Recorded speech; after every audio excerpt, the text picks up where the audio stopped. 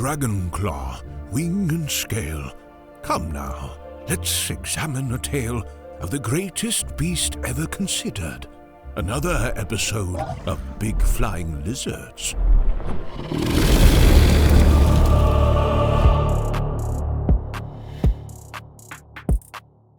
Welcome to Big Flying Lizards, a dragon movie and television podcast. I am your host, Bryce Wilson, and we are back. It's Sunday evening. It's almost 8 o'clock Mountain Standard Time, which that means it's time for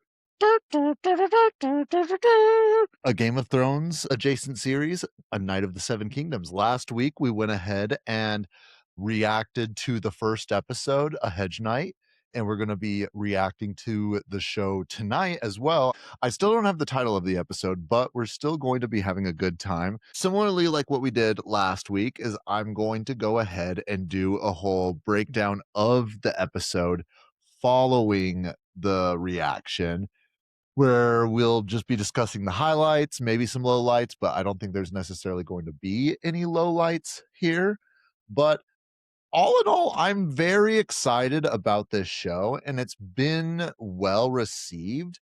I think I was seeing that it got a 95%. The title episode is going to be called Hard Salt Beef. Okay. Well, I mean, leaning into the beef boy over here, the beefcake boy. But like I said, last episode was actually really good. It felt completely unique from what's been going on in A Song of Ice and Fire universe. It's really setting itself apart, and I'm really enjoying the lightheartedness, but I also really want there to be a level of darkness that we will be seeing and experiencing going forward. Yes. What do you want to say, Vivi? What do you have to say? She just wants to cause chaos. Chaos Gremlin on the podcast, everybody, ladies and gentlemen, the real master of Big Liz pod. But yeah, I really like the cast that they've got. I think there are no weak links that have been made known to us. Even the characters that you were sort of supposed to hate, like the Fossaway Knight.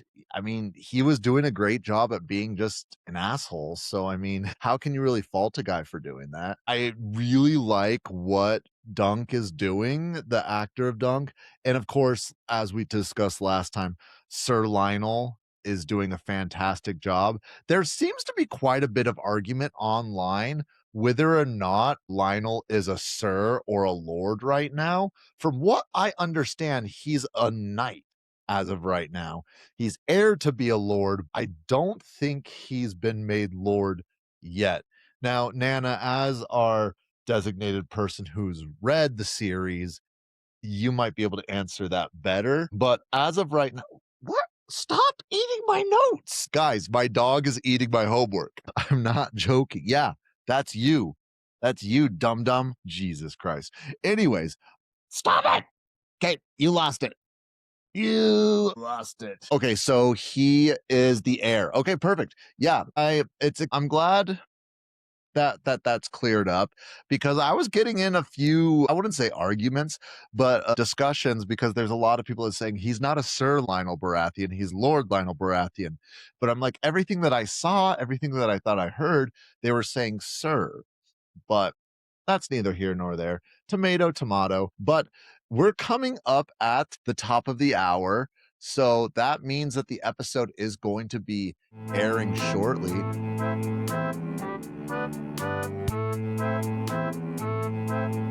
There we go. We just finished episode 2 of season 1 of A Night of the Seven Kingdoms, and episode 2's title was Hard Salt Beef. But before we get diving into everything, I'm going to go ahead and just do a quick recap of the episode.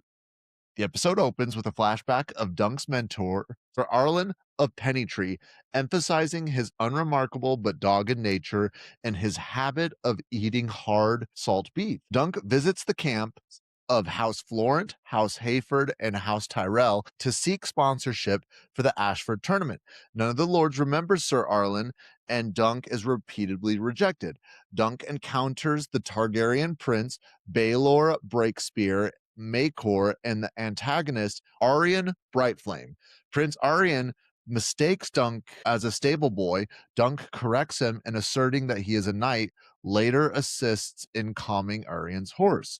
Dunk meets Sir Roland Craycole and Sir Donald of Duskendale. Donald reveals that he came from a humble background of crabbers. It is revealed that Prince Maekar's sons are missing. Dunk sneaks into the keep and petitions Prince Baelor Breakspear. Baelor confirms Ser Arlan and grants Dunk permission to enter the tourney lists. Dunk visits Tanslel, the puppeteer, and asks her to paint a new sigil for him.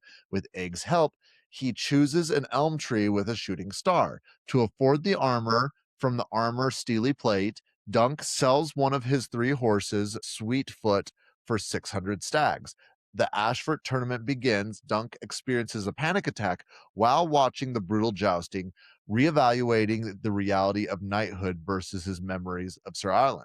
Dunk acknowledges what Ser Arlan was not a legendary warrior, he was a good man who raised him. Dunk resolves to compete the following day to honor Ser Arlan's legacy. Prince Aerion.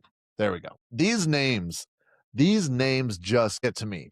But it would be a mistake if we didn't talk about how Ser Arlan had just came out literally with his dick out in his hands and just had to shock us all. Last week we had the shit scene. This week we have the dick scene. So I mean, they're having fun with it. They're just having fun with it and just having a grand old time waving everything around. But like I said during the reaction, I really did enjoy the flashback because we're getting a real sense of what Dunk is going to be like later down in the series. But at the same time, it's world building that makes sense and feels appropriate. And it feels like it's just a background montage, but it really is Duncan trying to petition these lords to vouch for him to enter the lists, which I was thinking, aren't there like mystery knights that enter these lists? How do the mystery knights get to enter in and Duncan is not able to and he's showing his face? But what am I to know? What do I know? They're already like setting this up, showing us that they're it might depend on where you're in the Seven Kingdoms. That's true. That's true. I will say, like, I was thinking that this tournament was going to be a little bit of a smaller tournament, but it's looking like it's a huge deal. Like princes are showing up, a lot of lords are showing up. All the major houses seem to have some sort of rep there. So I mean, it's interesting that they're deciding to go this route of having so many people here at this tournament when it really seemed like it wasn't that big of a deal at first, but maybe that's part of the story going on here. I did love the introduction to all the Targaryens.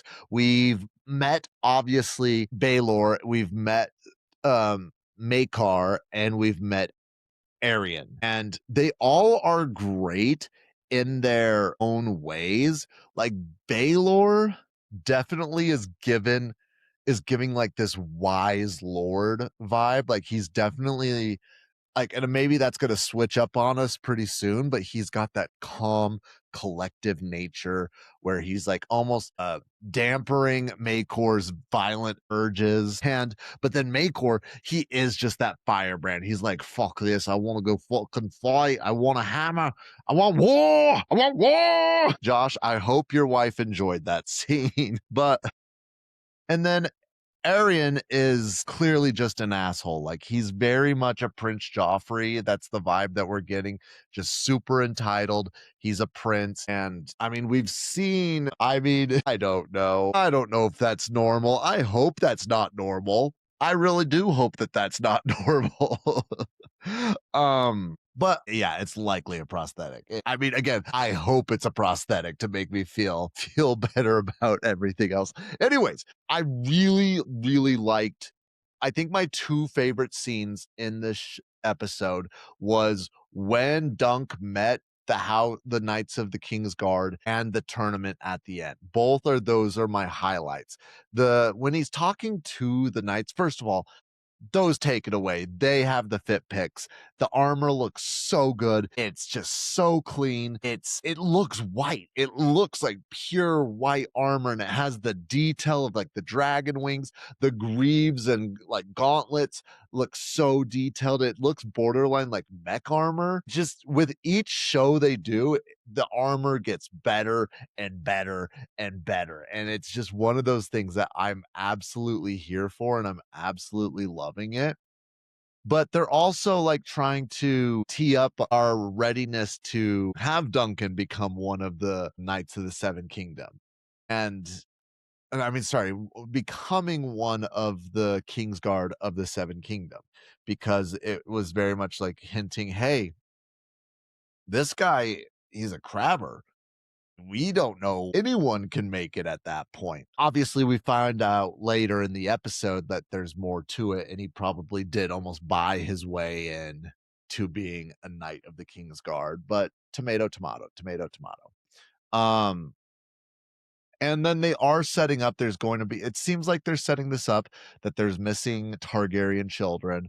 I don't know if that's going to be a quest that Dunk is going to have to go on to go rescue them. I don't know if that's something where he's just, I don't know if that's just, I don't know. It's curious. I'm curious to see what's going on there and how that's going to be filling up. This definitely felt like a build up episode. Well, yeah. Well, here's the thing. Is Maekar really a fourth son? Like, you can tell me if he is sorry, hold on, guys. Sorry. My bank account is giving me notifications. So I need to get that figured out. Okay, looks like I like the way they're setting up the theme. Hey, hey now. Hey now, that's what the Patreon's for. But anyways, I really like that they're setting this up. I'm curious to see what actually goes on with this. I'm wondering if the other missing prince was the drunk prince at okay, no, that makes sense. That makes sense. He looks the oldest. Maekar looks the oldest out of all of the ones that we've seen so far. And I don't know if that's just because war ages the fuck out of you over here. But I mean, I love what the actor's doing. I think he's doing a really great job. But I also really love what Baelor is doing. Like the actor of Baelor is just he's playing just this benevolent prince for now. For now, he's playing this benevolent prince that has an insane memory, and he's definitely giving off what I like. He's almost like what Rhaegar was supposed to be like. And I don't know if Baelor is supposed to be a good fighter.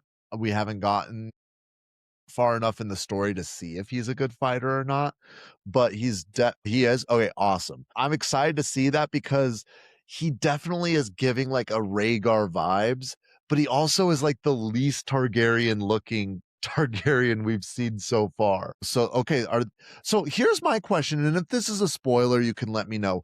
Are we going to see a Blackfire rebellion in this show? Potentially, not likely. Okay. That's fair. I would love for us to be able to see a Blackfire rebellion. I think that would be so much like I'd love to see that. Like, okay, fair. Well, I mean, like, weren't there multiple though? Weren't there multiple Blackfire rebellions? Wasn't there like 3 or 4 of them? So I mean, I don't know. Anyways, there's a show for us to talk about.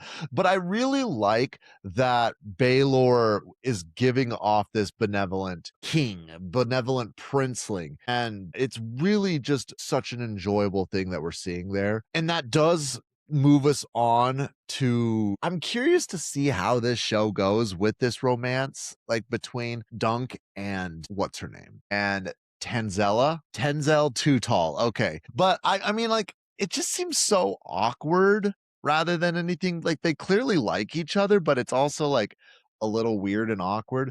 Also, we know that Duncan swears a king's oath, like to be a part of the King's Guard. So that's to me also like, okay, what's gonna go on here? Like, is she gonna die or is she gonna break his heart? Is he gonna break her heart?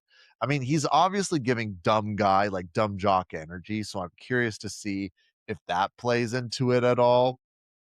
But I'm excited also to see the sigil that she comes up with. Because I mean, I'm not a big fan of like when trees are tied into making house sigils, but I mean, this is so iconic for him, especially with his beginnings. So I'm sure it's going to be great.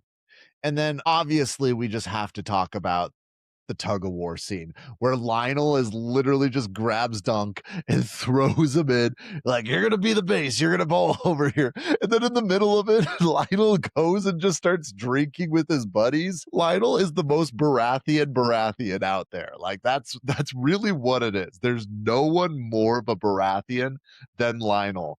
And I just love to see the way that, and he grabs Dunk's ass as he's doing it. And I really do enjoy just all of that. And as one does. I also really did enjoy the blacksmith scene because Duncan does need armor. And I've been thinking this for a while, like, okay, how is he going to get armor? He clearly doesn't have any. Like, so is he just going to buy some? And I knew that he was going to sell a horse. I just didn't know if he was going to sell the white horse. And like I said during the reaction, I'm sure selling a horse back in the day was so much more emotional than like trying to sell a car. Like, I mean, it's always hard to sell a car, but like selling a horse, like there's that just it's like a pet. Yes, it's an animal and it's a functionality animal, but you grow a bond with this animal that you're spending so much time in.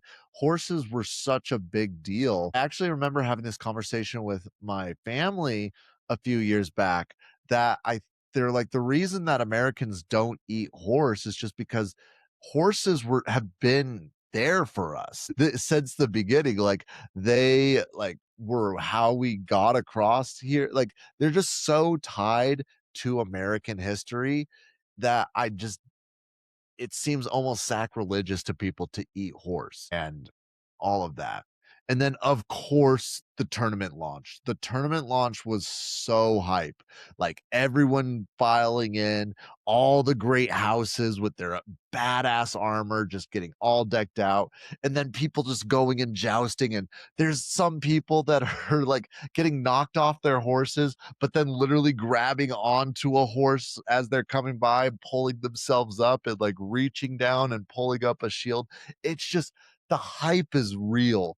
And I totally get where Duncan is just watching and be like, how the fuck do I do this? But obviously, like he's going to be using his size to his advantage, and it's giving the clear indication that he's stronger than most men. So I'm really excited to be able to see, and I'm hoping that we actually get to see him joust in the next episode. So I'm excited to be able to see that. But I mean, I would be having a panic attack too if I was him, just because they were being a little brutal. They were being a little brutal. But I also did just really enjoy seeing Egg just act like a little kid throughout this episode. Like at the end when he's LARPing as being in a Blackfire rebellion. And he's like, take that, you Blackfire dog. And he's just over there next to the fire. And it's just the actor's doing an amazing job. Like everyone in this show is doing an amazing job acting wise. The costuming is on point. The fit pick has to go to the King's Guard. The armor just looks so good. The music is so good. I'm really still just loving the music. It's all appropriate, and I cannot wait as well. They've given hints, they've given inklings, so I'm curious to see what we're going to be getting from that. And no, that's the thing, Josh. I'm waiting for because they're not going to release the music until the end of the first seasons. Once that first season drops, I'm going straight to Spotify and just adding all of the music to the D&D playlist. But that should be such a fun time. But again, not that much. I'm not feeling as great today, so I'm going to keep it a little bit short today. Also, I just still need to edit what's going to be going on so it can be out tomorrow.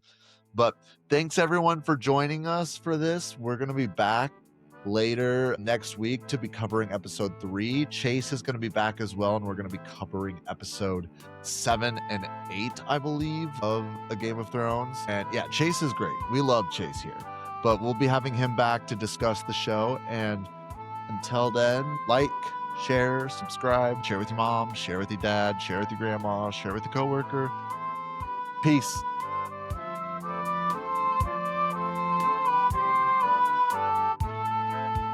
That's all for this week's Dragon Lore. Takes cold and hot, spread shore to shore. Enjoyed yourself? Please join the squad. Follow on social media at BigLizPod. And one quick reminder before you go, to rate, review, and share the show. Thank you for listening. It means a lot. See you next week, same time, same spot.